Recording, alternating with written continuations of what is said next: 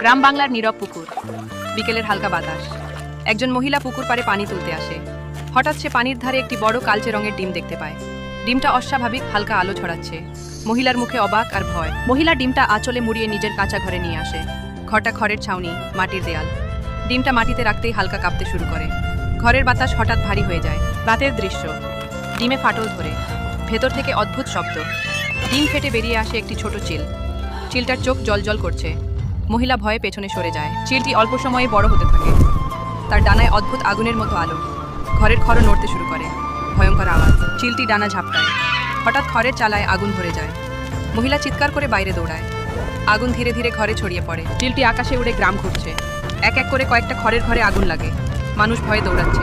আকাশ লালচে হয়ে যায়। চিল উপরে বসে সব দেখছে। মহিলা দূরে দাঁড়িয়ে জ্বলন্ত ঘরের দিকে তাকিয়ে কাঁদছে। চিলটি আকাশে বিশাল ছায়া ফেলে উড়ে যায়। বন্ধুরা, ভিডিওটি ভালো লাগলে চ্যানেলটি লাইক এবং সাবস্ক্রাইব করতে